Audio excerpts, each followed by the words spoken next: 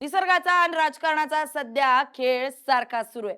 कालपर्यंत जो माणूस आपल्या पक्षाच्या नेत्याची शपथ घेत होता, तो दुसऱ्या दिवशी सकाळी उठून मी हाय इथं, माझा गट तिथं म्हणत गुवाहाटीला पळाला.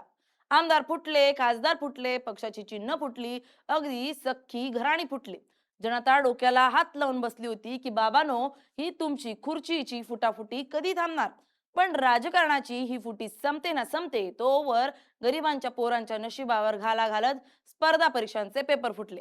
लाखो पोरांचं भविष्य एका रात्रीत बाजारात विकलं गेलं आणि हे दुःख पचवतो ना पचवतो तोवर वरून ढगांनी आम्ही तर माग का राहावं म्हणून महाराष्ट्रावर थेट ढगफुटीच आणली. राजकारणाचा चिखल कमी होता की काय म्हणून निसर्गानं रस्त्या रस्त्यावर शेता शिवारात चिखलाचा महापूर आणून सोडला.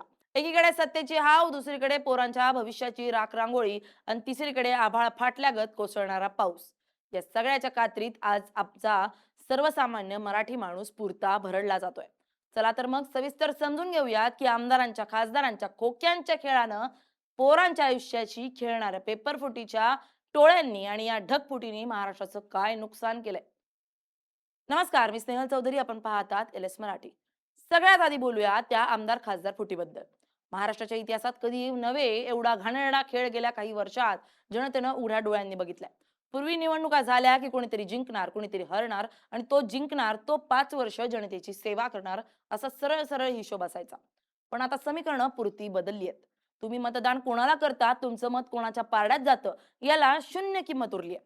तुम्ही निवडून दिलेल्या पक्षाचा माणूस तो सत्तेच्या आशेनं एका रात्रीत पलटी मारतो आणि दुसऱ्याच पक्षाच्या गळ्यात गळा घालतो.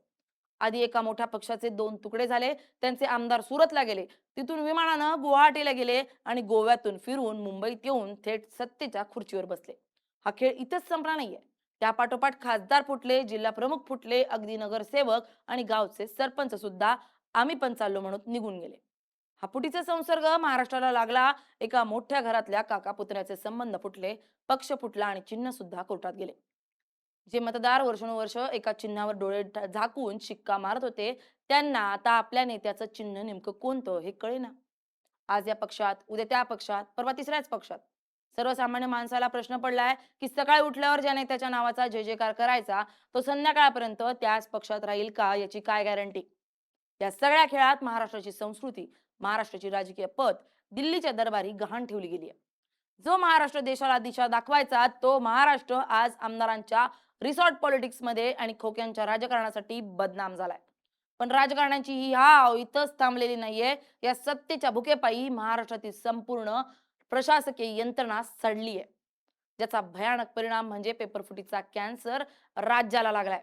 गरीबाची शेतकऱ्याची पोरं पुण्यात, छत्रपती संभाजीनगरात, नागपुरात एका लहान खोलीत डबा खाऊन रात्रीचा दिवस करून स्पर्धा परीक्षांचा अभ्यास करतात.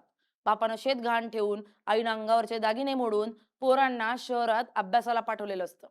पोरांच्या डोळ्यात एकच स्वप्न असतं की एक दिवस सरकारी नोकरी मिळून बापाच्या डोक्यावरचं कर्ज उतरवायचं. पोरग रात्रभर लायब्ररीत बसून डोळे सुजेपर्यंत अभ्यास करतं. पेपर द्यायला जातं आणि पेपर देऊन बाहेर आल्यावर त्याला समजतं की पेपर तर आधीच व्हॉट्सअपवर फुटला होता. लाखो रुपयांना पेपर आधीच विकले गेले होते.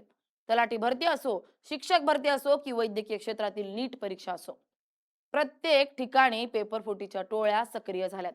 ज्यांनी कधी पुस्तकाचं पान उलटलं नाही ते पैशाच्या जोरावर पहिल्या नंबरनं पास होतात आणि जी पोरं रक्ताचं पाणी करून अभ्यास करत होती ती वयाची अट संपल्यामुळे शेवटी आत्महत्येचा मार्ग निवडतात किंवा शेतात मजुरी करायला परततात.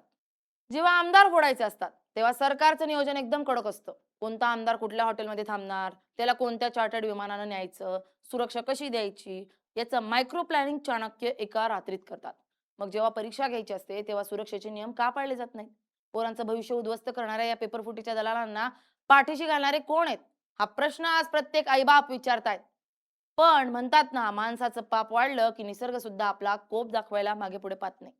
राजकारणातली ही गलिच्छ फुटाफुटी आणि तरुणांच्या आयुष्याशी खेळणारी पेपरफुटी पाहून की काय वर बसलेला देवाचाही संयम सुटला आणि थेट त्यानं ढगफुटीच करून दाखवली. ढगफुटी म्हणजे काय? नाशिक, त्र्यंबकेश्वर, खोपोली, पुणे, मुंबई, ठाणे कुठेही बघा नुसता पाण्याचा हाहाकार सुरू आहे. डोंगरच्या डोंगर खचायला लागलेत. रस्ते नद्या बनलेत आणि नद्या समुद्र बनवून लोकांच्या घरात घुसायला लागल्यात. या ढगफुटीचा सगळ्यात मोठा फटका कोणाला बसला असेल तर तो माझ्या काळ्या आईची सेवा करणाऱ्या बळीराजाला आणि शहरात रोजंदारीवर जगणाऱ्या कष्टकऱ्याला. शेतकऱ्यानं पै गोळा करून कर्ज काढून शेतात खतं टाकली, बियाणं पेरलं, कोंब मोडले, शेत हिरवं दिसायला लागलं आणि शेतकऱ्याच्या डोळ्यात सुखाचे 2 थेंब आले.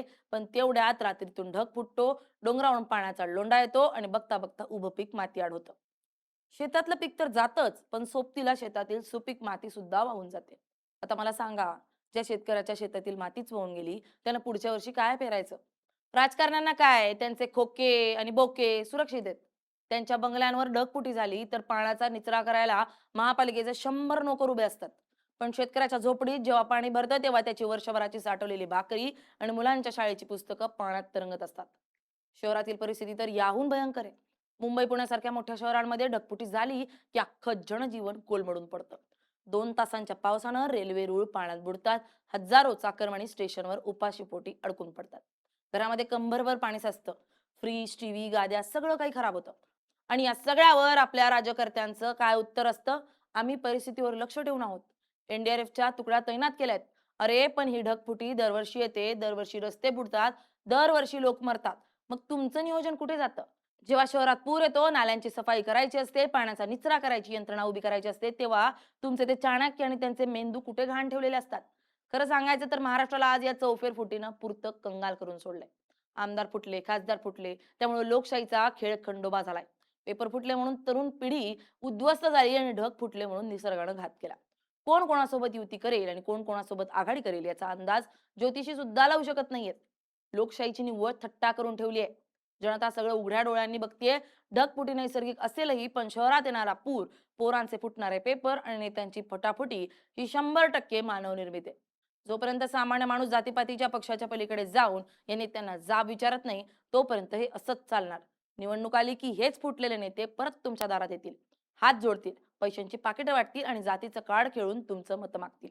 पण लक्षात ठेवा, जेव्हा तुमच्या घरात पुराचं पाणी भरतं किंवा पेपर फुटून पोरांचं वर्ष वाया जातं, तेव्हा ते संकट जातं किंवा पक्ष बघून येत नाही, ते सगळ्यांना सारखंच बुडवतं. तुमच्या परिसरातील पावसाची काय स्थिती आहे किंवा तुमच्या जिल्ह्यात पेपर फुटे आणि पूरस्थितीमुळे काय हाल सुरू आहेत, आम्हाला कमेंट करून नक्की सांगा. Bureau report, LS Marathi.